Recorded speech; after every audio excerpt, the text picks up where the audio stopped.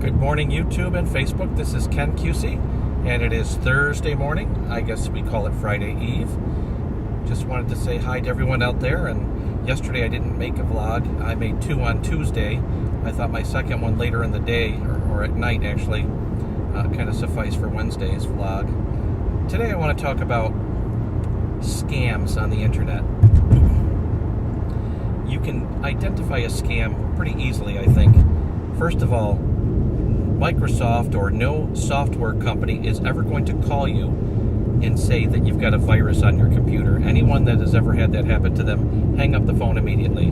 That is a scam. They try to fish for information. They try to get your credit card information. They try to get your name, address, phone number, and they try to then take over your computer and maybe download documents or password or account numbers that might be hidden on your hard drive. So never, ever, ever will Microsoft or Apple or any computer company call you telling you that there is a some sort of virus on your computer. Number two, if you get an email from someone in another country saying that they're a long-lost relative or they're royalty or they had a business owner, family member pass away and leave money and they need help retrieving these funds, and they need someone in America with a bank account to do this, that is also a scam.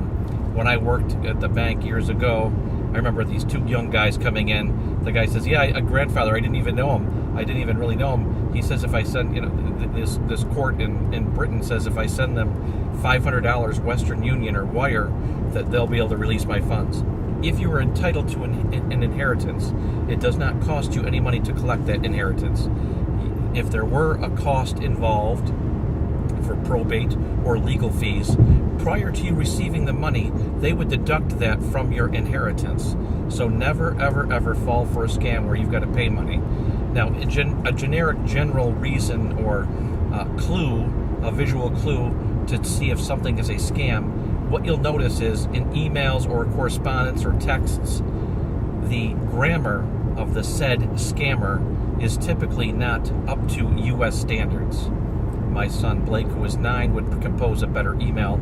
They'll use funny turns of phrases, or they will, the grammar just won't mesh. Spelling might be okay because they have spell check, but the grammar, the flow of the comments or the email will be off. And you can sense that, hey, this person probably isn't a native American or an English-speaking American. They may be from another country that speaks English, but the verbiage or the grammar will be odd. So this vlog was specific to those that might have been victims, or I don't want them to be victims, people that can prevent a bad thing happening. Because again, I work in the credit card industry, and we hear people, merchants call me all the time telling me, hey, is this legitimate? I got a phone call, it sounded, strange, and most of the time it is strange or a scam. Or I received an email requesting my account number. Banks, brokers, insurance companies will never send you an email requesting your bank account number. They will never ask for your social security number. They will never ask for any kind of details that might be financially damaging to you. Now, you may have to go to their website, so if you go to prudential.com, if there's such a thing, and type in that information for autopay, that's different. But do not click on a link in an email, because those links in the email make it look like it's prudential.com or chase.com or bankofamerica.com or fill in the blank. They will never send you an email with a link. They would send you an email, hey, please log into bankofamerica.com at your leisure, close out the email, go to a website or a phone number that you trust, and verify that the information is accurate. Never, ever, ever click on an email link that looks legitimate, because again, if you look more closely, the grammar or the spelling or something will be wrong. But don't use a link. Go right to that website, type it in manually into the address bar, and that will protect you and save your money and protect your identity. I don't want any other person that I know, family, friend, or foe, to fall victim.